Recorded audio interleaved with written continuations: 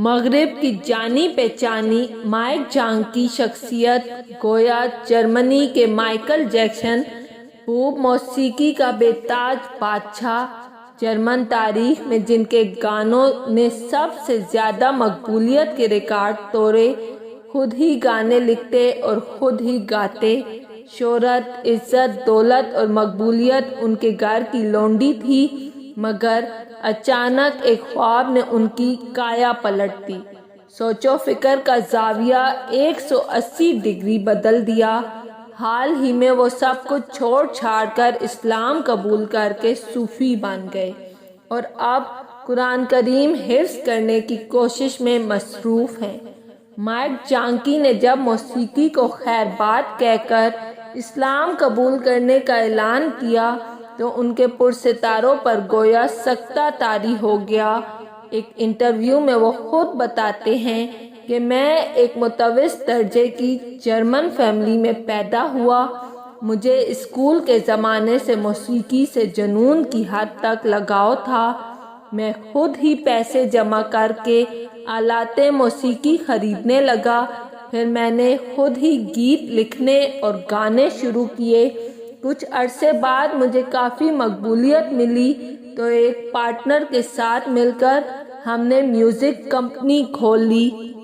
جلد ہی ہمیں ایک کانٹریکٹ بھی مل گیا۔ اس کے بعد تو گویا تانتا بن گیا۔ بعد ازاں ہم نے ایک البم ریلیز کی جو جرمن تاریخ کی مشہور ترین البمز میں سے ایک ثابت ہوئی۔ اس نے مقبولیت کے ریکارڈ توڑ دیے۔ ہم نے جرمنی کے ہر شہر میں کنسرٹ کیے، جبکہ MTV پر بھی ہمارے پروگرام ہوتے رہے۔ سہولیات مجھے ہر قسم کی حاصل تھی، زندگی بہت اچھی گزر رہی تھی، پیسے کی ریل پیل تھی، شہرت و مقبولیت میں بہت اونچا پہنچا ہوا تھا۔ اس دوران ایک حادثہ ہوا۔ میں اپنے اسٹوڈیو کی طرف جا رہا تھا کہ میری کار خوفناک ایکسیڈنٹ کا شکار ہو گئی۔ اس حادثے میں اگرچہ بری طرح زخمی ہوا لیکن جان بچ گئی۔ حادثے کے بعد میں نے اپنی زندگی پر نظر ثانی کی کہ کیا صحیح سمت اور درست ڈگر پر چل رہا ہوں۔ خدا کی ذات پر مجھے شروع سے ایمان تھا، میں اس سے تعلق جوڑنے کی کوشش بھی کرتا تھا۔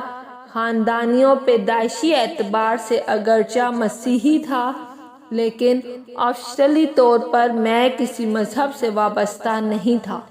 حادثے کے بعد میں نے خدا پاک کے بارے میں بہت زیادہ سوچنا شروع کر دیا، بلکہ میری تحریروں کا محور بھی اب اسی کی ذات پاک تھی۔ میں نے اسے کئی خطوط لکھے اور جواب کا منتظر رہا۔ بہرحال اس حادثے نے مجھے اپنے بارے میں متفکر کر دیا۔ اس دوران ایک عجیب خواب دیکھا۔ اسی خواب نے میری کایا پلٹ دی اور میں مکمل طور پر تبدیل ہو گیا۔ ایک رات انہی تفکرات اور سوچوں میں گم تھا۔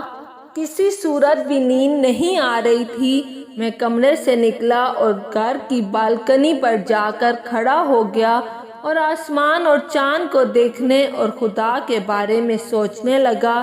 یہ سب کس مقصد کے لیے بنا ہے؟ اس کائنات اور میری تخلیق کا کوئی مقصد تو ہوگا۔ دیر تک میں اسی پر سوچتا رہا۔ اس کے بعد دیر سے سو گیا۔ پھر ایک خواب دیکھا کہ ایک بہت بڑے شہر کے قریب کھڑا ہوں، جہاں گھوڑے اور اونٹ سواری کے لیے استعمال ہو رہے ہیں، کوئی کار یا جدید سواری نہیں۔ ایسا لگتا ہے کہ میں پلٹ کر کئی صدیوں پہلے پہنچ گیا ہوں۔ اس شہر کے چاروں اطراف ایک بڑی فضیل ہے، میں اسی فضیل کے باہر صحرا میں کھڑا ہوں۔ پھر کیا دیکھتا ہوں کہ ایک ہینڈسم اور خوبصورت آدمی میری طرف آتا ہے، جس کے بال کالے اور ہاتھ میں لاٹھی تھی۔ وہ مجھے دیکھتا رہا، پھر اس نے لاٹھی سے ریت پر سبحان اللہ لکھ دیا۔ یہ ایک ایسا کلام تھا جسے میں سمجھنے سے قاصر تھا، کیونکہ اس وقت عربی سے کوئی شدت نہیں تھی۔ میں آسمان کی طرف دیکھنے لگا، پھر میری آنکھ کھل گئی۔ اس خواب نے مجھے ہلا کر رکھ دیا۔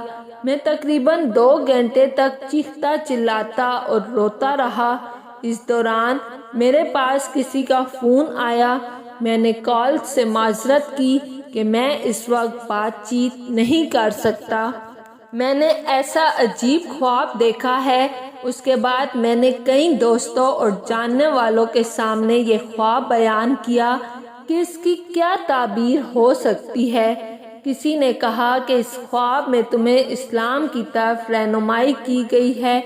یہ بات دل کو بھی لگی، کیونکہ بظاہر خواب میں نظر آنے والی ساری چیزیں عرب بالخصوص مکہ کی طرف اشارہ کر رہی تھی۔ اس کے بعد میں نے اسلام کے بارے میں مطالعہ شروع کر دیا۔ تھوڑے ہی دن بعد رب نے اسلام کے لیے میرا سینہ کھول دیا اور میں نے جرمنی کے شہر کے سب سے بڑے اسلامک سینٹر جا کر کلمہ شہادت پڑھ لیا۔ کلمہ پڑھنے کے بعد مسلمان مجھے گلے لگانے لگے اور بڑی محبت کا اظہار کیا تو میرے دل کے تمام داغ دھل گئے اور غبار چھٹ گیا۔ کلمہ پڑھنے کے بعد ہی حقیقی سکون اور اطمینان نصیب ہوا۔